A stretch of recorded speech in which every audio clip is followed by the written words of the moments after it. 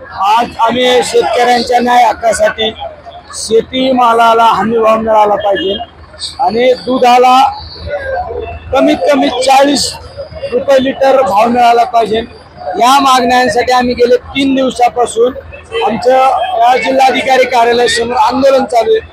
पण 3 दिवसामध्ये शासनाकडून कुठलाही आम्हाला प्रतिसाद भेटला नाही।